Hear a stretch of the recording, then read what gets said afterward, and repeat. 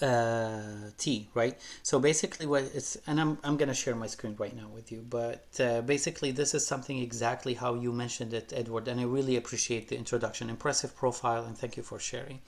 I'm gonna give you some content right now. Feel free at any point of time to interrupt me. There's no interruption, basically. It's a conversation, so there's no interruption. Put in the chat whatever you're feeling or thinking, challenging, contributing. This is a safe environment again, and a brave environment. So what I'm going to do is I'm going to share with you some content, and the content I usually don't like PowerPoint, so excuse me if that's not if something you were expecting. What I'm going to share with you, you will see, I'll go to Google, search for something, and I share it with you. This is how I do my sessions. So what I'm going to do first is I'm going to share this theory that's going to help you relax as a human being, as a professional, and as a leader and manager. That gives you this sense of validation that if I'm not getting something, there's a reason, there's a psychological reason I'm not feeling motivated, I'm not feeling relaxed, I feel burnout, I feel confused, uncertain. Those feelings are valid feelings. There is no right or wrong when it comes to feelings. There is no right or wrong. Remember that. There is no judgment. Angry or sad or confused are not negative feelings, are just feelings, are just emotions. And the way that the social construct or the stigma or how people think about those feelings, that will make us more uh, go in a negative kind of emotions, right? Like how you think about those things in a negative way. So I'm gonna suggest first is give yourself space, hold space for yourself. That if you're feeling a feeling, just name it. Give yourself this space, right? The second thing we're gonna do is maybe use some psychology to kind of to give you some understanding. So you heard about psychology. There's like two types of psychology. One is called uh, the traditional psychology, which is basically once you get to a point of in life where you feel very depressed, or very anxious, or and you will be basically clinically diagnosed with some psychological disorders. Psychology has been focusing on these things, to the big eight in psychology, big eight in mental health disorders, for years and years. So they get to a point where say, well, what we're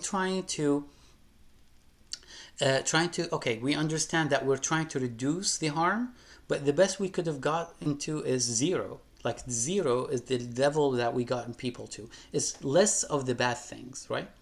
But then a pioneer in this field, his name is Martin Seligman. He came in and said, you know what, that's great, but not great enough, or good, not good enough. We want to get people from zero to better life, right? To achieve outcomes. Being functional in your life is not the goal.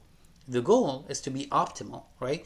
Dysfunctional is bad, so we want to get less dysfunctional to functional, then from functional to optimal. And you cannot use the same tools or methods or theories that helped you reduce the dysfunctional to get to a 0 point to make it to optimal level.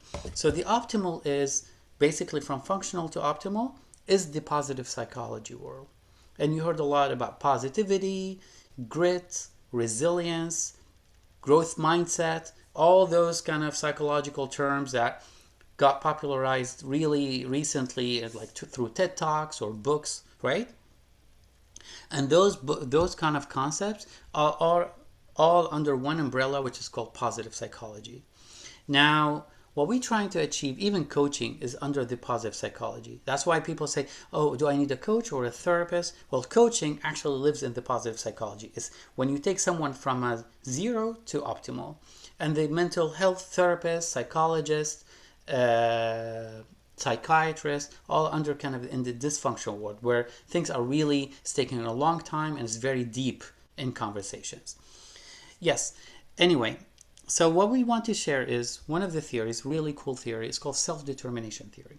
So basically, at your organization, as a manager, if you understand this on a personal level, you would be able to help other people. You can lead them on a personal level. So, for example, if Edward Wahbi comes to me, and let's say he's my direct report, and every time we meet our 101 on Tuesday afternoon, and he comes to me and say, "This is what I did, and this is what I'm going to do next week," and I say, "No, yes, no, yes, do this, do that, deprioritize, you can do better, you did great," and then move forward. If you do your 101s, your meetings with your team members this way, you probably miss the most important part of the conversation, which is the personal level. Great that you have accountability, great you have processes and goals and individual key results and all that. That's awesome. But at one point, the mental health of the person is going to go down and decline. What you need to do is manage the well-being and the performance of the person. How do you do that? Well, you have to understand their cravings, what we call them the cravings, what they really want. When they come to meet with you, there are some expectations on a personal level. Always kick off your one-on-one meeting with, how are you doing? How are you feeling? And whatever they share with you, you're not approving the content, you're validating the emotions, the experience. Exactly how you did it today. You mean you mean firstly create a healthy atmosphere, two-way communication dialogue, not only a direction, Exactly, exactly. right? People would like to connect on a personal level before they connect on a rational level. If they feel this is a safe environment, they will tell you things that they will surprise you, basically. They will tell you things that will make them really thrive. You will understand real motivation behind doing things or not doing things. A lot of leaders and managers think if I have clarity in my communications, everything else is the employee's responsibility. I'm clear why they're not doing their job. Well, clarity is the first page. The second page is safety. In reality, unless let me give you a story here, safety is the first page, not clarity, because people are not gonna understand what you're saying if the environment is not already there. Exactly how you said it, Edward. For example, Google back in 2000, if I'm not mistaken, 2014, they did a huge mass research project called Project Aristotle. Aristotle, the famous philosopher. And Aristotle has a really well known quote. Of course, it's not in English, but what he said, Aristo in Arabic, what he said, I think the sum is bigger than the parts, right? To kind of, which means the team performance is larger than individual performances combined. For example, if you have two team members, each one they will perform X and Y, the team performance is larger than X plus Y. That's kind of the whole concept. That's why they call it Project Aristotle. They wanted to know why some teams at Google perform better than other teams. So they did a research about like on 200 teams and the massive data, massive data. They used like more than like 50 statistical methods, and they brought researchers, internal and external, and they came up with conclusions. They said these are the 5 themes we've seen over and over with teams that perform better than other teams. And to everybody's surprise, the number one theme was psychological safety. So, psychological safety means is different from trust. Psychological safety means that you trust the team members in the organization, that they won't judge you based on how you show up in the organization. You feel that you can bring your whole self to the organization. And as a leader, as a manager, as a coaching leader, if you provide this to your team members, you pretty much had the soil ready. Everything else is going to be built on that. Okay? So, psychological safety is the first foundational element when it comes to your relationship with your direct reports. Now, let me stop here and ask you, what does psychological safety mean to you? Because that's the most important thing. You hear a term, you think everybody has the same understanding of a term, but in reality, that's not true. In reality, every person is going to have their own version of that term, and they will internalize it, and it's going to resonate in a different way. So what I want you to think right now, What does psychological safety mean to you? Take 30 seconds, 1 minute, internalize it, and understand it either from a perspective of as a human being or as an individual within an organization, as a professional. What does psychological safety mean to me? Take 30 seconds and we'll come back and share in the chat or share in like unmute your microphone.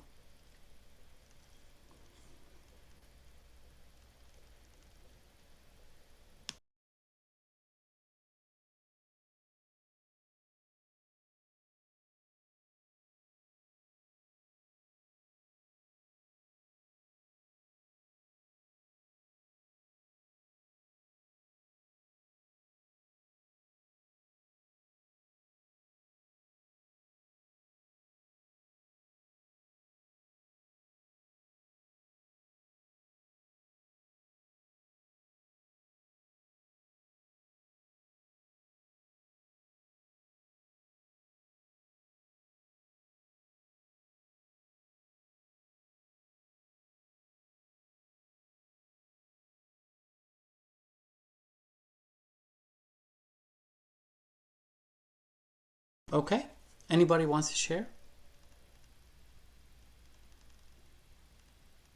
Let's see. I can call, not cold call, but or call out, call in. Yes, I hope I can say you. Please correct my pronunciation if it's not right. Go ahead. Oh, you disappeared. Ushi? I'm here. Okay, hi, good day, everyone. It's Uche. That's Uchi. how my name is pronounced. Okay, so for me, psychological safety is basically being feeling like I can easily express if I'm feeling overwhelmed. And I know that I'm not going to get judged or dismissed. And I know that whoever I'm around is going to try and even understand what's going on with me to make sure that I get the best help that I need, and just generally feeling safe to be able to express how I feel, what concerns I have, and when I'm feeling overwhelmed without the fear of being judged or my feelings being dismissed. Beautiful. Thank you so much. This is really cool. Thank you. Thank you. That's awesome. Anybody wants to comment or share?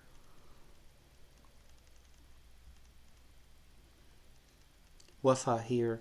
To me, psychological safety means focusing on what I can achieve in collaboration with others instead of worrying about how I'm going to be perceived. Oh, beautiful. That's so beautiful. Thank you, Wafa.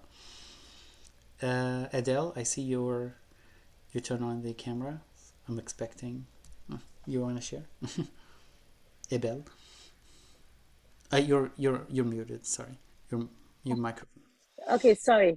Yes, I said I actually like what Uche said, For me, psychological safety is being able to come into the work environment, since we're discussing the work environment, and not being judged based on maybe my mistake or something I said during a training, or not just knowing that whatever I say is not going to be used against me. I'm using it as a learning point, and being able to express myself in front of others without being looked at in a certain way. So for me, that's psychological safety. You want to wake up in the morning looking forward to going to that place you call your workplace, and not worried or concerned about what people say behind you, or how they think you work, or maybe your style of leadership. Once in a while, yes, it's good to get good critics, and you take the feedback and make the necessary amends. But for me, being able to express myself and on the job and with my team, and not being mocked or judged. I love it. I love it. Thank you so much. Yeah, that's All right. exactly right. That's exactly right. You said it beautifully. Awesome. All right, we're gonna do some fun stuff right now. All right, so thank you, Wafa. Thank you, Abel. Thank you, Edward. Thank you, everybody. Well, what I'm gonna do here, I'm gonna share my screen. I'm gonna share this code actually. I want you to go and you're gonna use your cell phones. So want you to go to menti.com. Have you used Menti before? Yes, I have. Awesome. Nice. All right, go all of you on your cell phones or your laptops. I want you to go to menti.com. Let me know when you're in. Just give me a thumbs up.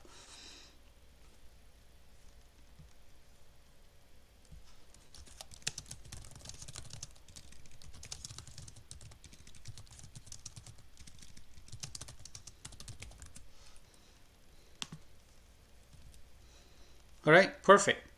All right, so I want you to put this code 7258. Let's go here. I'm gonna put it in this. So, everyone in meeting 7258 2022.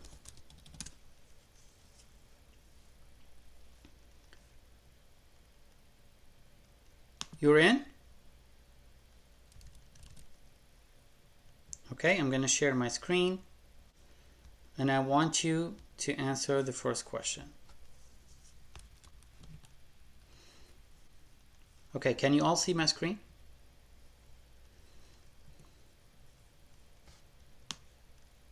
Okay.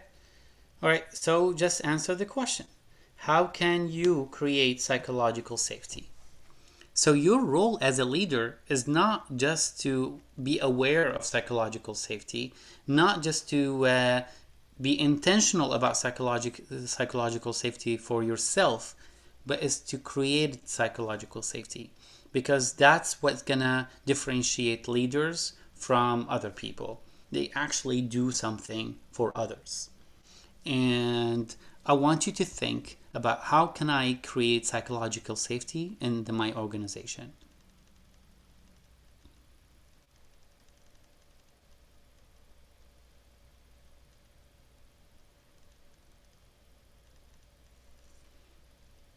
Can you answer? Want to see more people? Okay, here you go. Here you go. They're coming. Allow others trust my decisions and judgment in a way that I will also do the same for them. Beautiful. Man, wow, you're so eloquent here. I will promote self-awareness, create room for positive feedbacks and appreciation, solicit feedback regularly. Amazing. Show respect for every shared idea, even if it's not a great idea. Oh my gosh, that's awesome. Giving people around you a sense of relevance. Wow. Caring more about subordinates. I can create psychological safety in my workplace by encouraging an open door policy with my team members. That's beautiful. How can you create an open door policy in a virtual world? Open Zoom policy? I don't know. It's going to be really interesting. Create an atmosphere to make people feel a part of the solution. Nice, nice. All right. Well, now we understand. Let me give you a piece of content here. There are different types of psychological safety. There's psychological safety on the inclusion level. You can hear that creates a safe environment, where including people. They feel they're part of the team, part of the organization. They don't have to feel or think or do things that they don't feel or think or do outside the organization or the team. They don't have to what? The opposite of psychological safety. What is the opposite word of psychological safety? If you tell me the word, I'm going to give you a free coaching session. What is the opposite of psychological safety? Put it in the chat.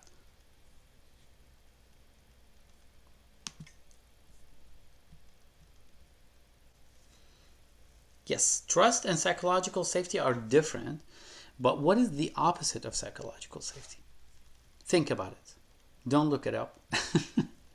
You can, but I want you to think about it.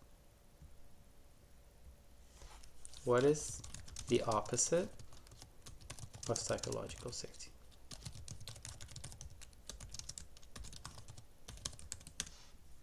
Toxicity. Yep, that's actually a result of the absence of psychological safety. Mental breakdown. But I want you to think psychological safety as a organizational value or cultural element exists. In that, if it doesn't exist, what else is existing, right? Not the result of the absence. A lot of people would argue is the word professionalism or being professional. Because what does professional mean?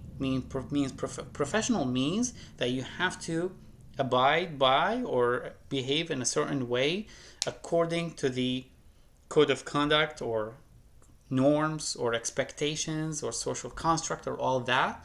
This is how, this is what professionalism is like, being a person who is not you. It's about the organization, and you have to kind of think and feel and do the same way that the organization is doing. However, what we're trying to do here is that psychological safety is awesome on a personal level. If you feel safe within the organization and then you take it to another level and provide safety to other people, then you start with inclusion. People can bring their whole self to the organization.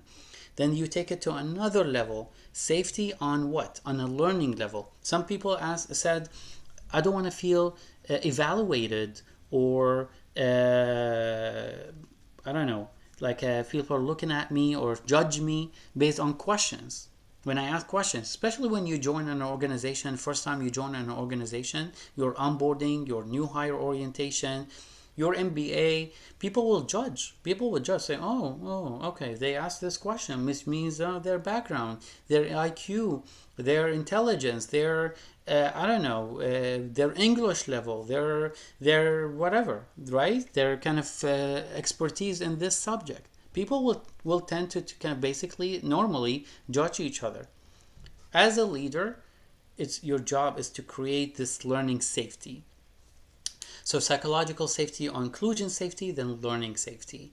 Then after that, you take it from learning safety to what?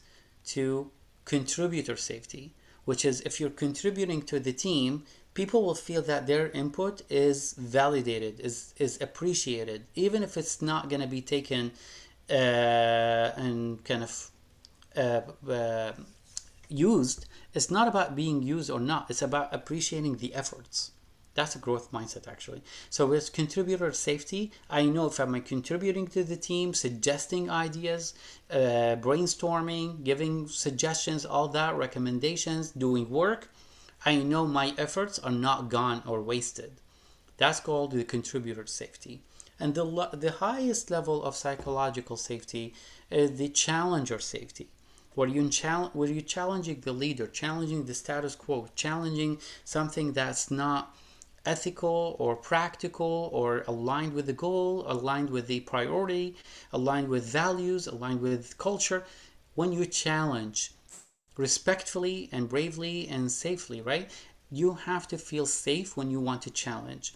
Otherwise, we are moving from a culture to a cult. We're moving from a shared values to groupthink, where people think in the same way, and it becomes really hard to challenge the status quo, and that's why organizations lose. One thing that somebody said is why cities live and companies die. The average age for Fortune 500 companies, 25 years. Why this is happening? And the reason is the more homogeneous the group, the more likely they're going to die. And the more heterogeneous, the more likely they will survive and thrive. That's why you need neurodiversity, which means not only demographics and attributes and all that. That's awesome, and of course that's going to happen. It's correlated with neurodiversity, but you want kind of people to think in different ways. People are start as slow, then they go fast, or some people are really, really fast, then go back and forth with the deadline and the finish line and all that. So people are different. So that's why when you say providing psychological safety, you provide psychological safety on different levels in different ways. We start with inclusion, then learning, then contributing, then challenging. Okay? So that will take us to the next question. What actions are you going to take? Oh, you already answered that. Some people went through again. I want you to think about what actions are you going to take. Celebrate others. I did it here as a word cloud, so you can put it as a word and we'll see the word that's going to come up more and more.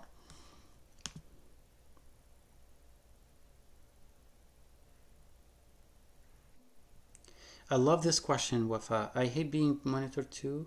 So psychological safety can be misused by the ones who never want to be challenged. That's a really cool. Actually, this leads me to something is what psychological safety is not. What is psychological safety is not, right? With psychological safety, is not, it doesn't mean nice culture, positive, toxic positivity, lack of accountability. That's not psychological safety. Psychological safety means make people uncomfortable and accountable, but in a safe environment. So being uncomfortable is awesome because you want to be uncomfortable. When you go to the gym and you want to exercise, if you're comfortable, this means that you wasted your time on your cell phone, talking to people, watching TV, doing nothing, not challenging yourself. So you want to be uncomfortable. Discomfort is the essence of growth. There is no learning in the comfort zone. There is no comfort in the learning zone. So that's kind of what I want you to think about, is being safe is different from being comfortable. Thank you for bringing this up. All right, so collaborate with others, celebrate others, positive leadership, attentiveness. Oh, I like that. What else? Anybody wants to share? Motivation, yeah, to motivate the others, Mm-hmm. giving tasks or delegations for old medical rep, for example, or old people. Yeah, nice, nice. So you're going to motivate your own. So I want you to think right now the action you are going to take. You understand the concept. You understand what is not. You understand what it is. You know how you're going to do it. I want you to say one action I'm going to take. One action. So Edward said, I'm going to motivate my reps, right? Right. That's kind of awesome. What is the smaller action you're going to take? Like the first step toward achieving motivation.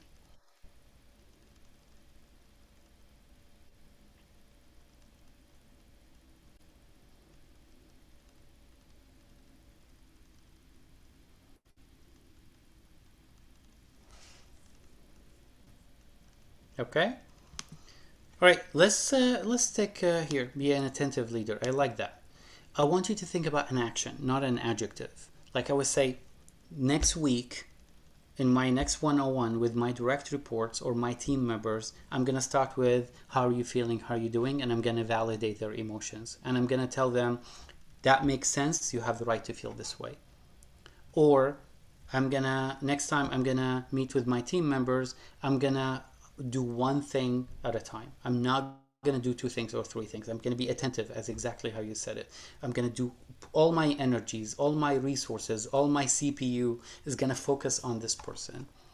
Or I'm going to go and see my last conversation and see what I could have done better in my one-on-one, on my meeting. And next time I meet with my direct reports or team members, I'm going to start say, last time I could have asked you more about this, or motivate you more, or validate more, or thank you more. So for me, I'm coming vulnerable, and I tell you I'm gonna do a better thing next time.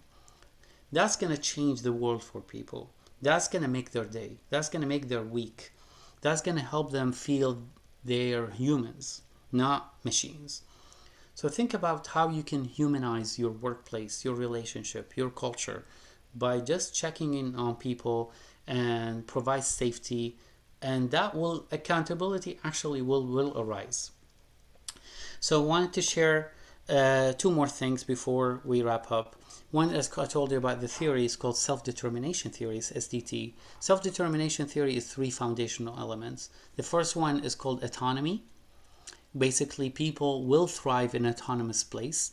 If you tell, you all remember when we were studying for like your high school or before, if you're studying and you like the subject and you really find it really cool, if somebody from your parents or say you need to study, you lose the motivation here.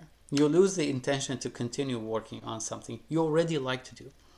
So the moment you lose your agency, your autonomy, the moment is we're moving from ownership, accountability, to responsibility.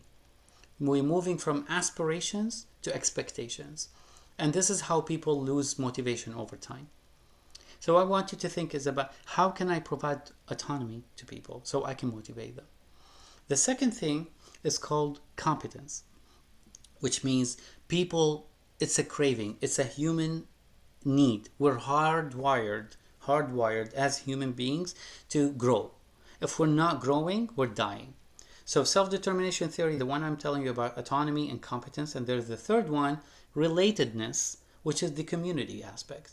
If I'm being paid $1 million every month, and I have all the luxury and I have everything, and I'm working on the most important thing in my life, but I don't have a sense of community, if I don't have people to relate to, sense of purpose, together, shared common goals, I'm gonna lose it. I'm gonna lose the motivation over time. So I want you to think about how can I provide autonomy, growth, and relatedness, the community aspect. This is the not only well-being. The absence of one of these is not going to decline or reduce your well-being. It's going to actually take you to ill-being.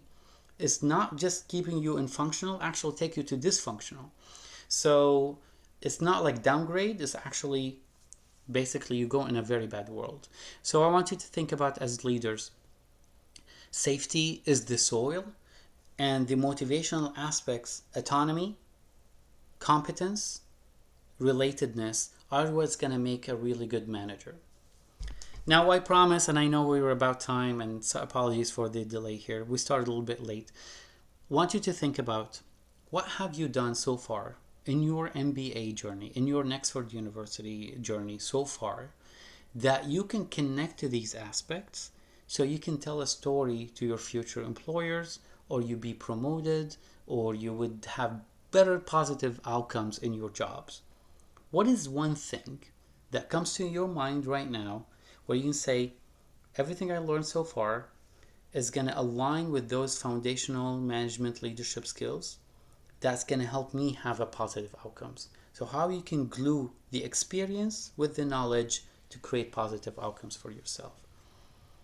Take a minute here, and if you can share in the chat, that's going to be the last thing you're going to share today.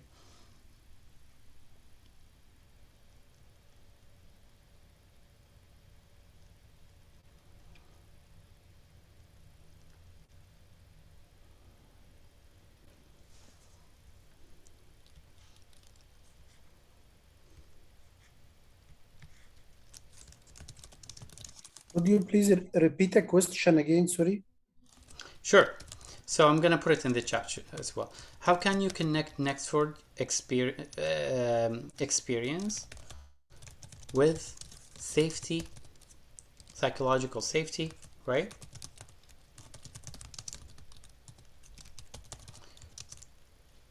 Autonomy, competence, and relatedness.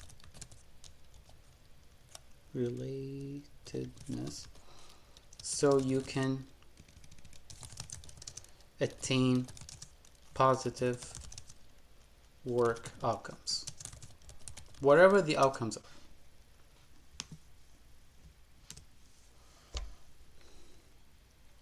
So for example, in your MBA or your Nextford experience, you learned finance, and you learned operations and strategy, you learned organizational behavior, you learned communication skills, you learned a lot of things. You met very interesting people, you connected with great faculty, you worked on very exciting projects, right? All those things. You learned how to learn in general, and how to learn online, and how to manage projects and tasks, work and education. You've learned a lot. You're not the same person. You stretch yourself, right? All those things. How can you help your organization to achieve better autonomy, safety, all those things? And that's going to impact your positive employment, your employment in a positive way. For example, you say, my goal is to be promoted to a senior leader or country manager or director or something. And to achieve that, I want to be a better leader. To be a better leader, I want to provide more safety for my team members so they can thrive, so we can have better outcomes. And from my Nextford experience, I'm gonna leverage, this is what I learned in my Nextford, so I can achieve that.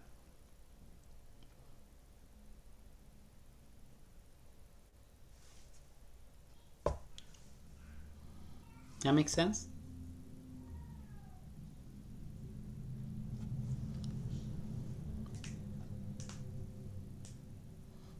All right, anybody wants to share?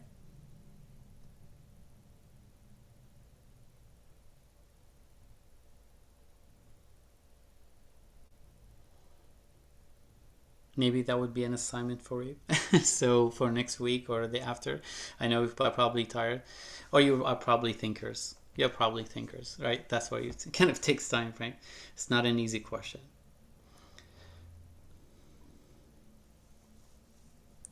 All right, so by the end of this webinar, you're gonna receive an attendance badge, so you can share on your LinkedIn and the recording of the webinar. And thank you so much for attending today. Any final word, like you can put something in the chat to say, that's something what is one word that comes to your mind right now? Anything. Thank you. Safety comes first. Yeah. Yeah, absolutely. I love that. Thank you. Thank you, Edward. Good luck with your projects, and your pharmaceutical is a very, very challenging industry. So good luck. Thank you. Thank you, Wafa. Thank you so much. Adeni, you have a question?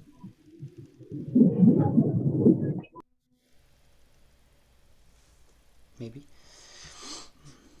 Thank you so much. The question is a good example of that. Yeah, absolutely.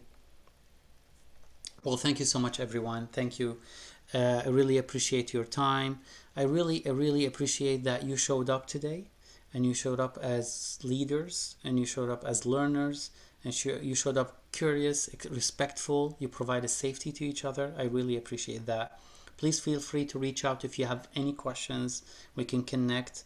Thank you, Nexford University, for this amazing opportunity, connecting people across the globe. I'm here in California, you're in different parts of the world, right? Europe, Africa, Middle East. So really kind of appreciate your time. Good luck. If you feel something, provide safety for yourself so you can provide it to other people. All right. Well, I wish you the best. Good luck. Thank you. Thank you. Bye bye. Bye.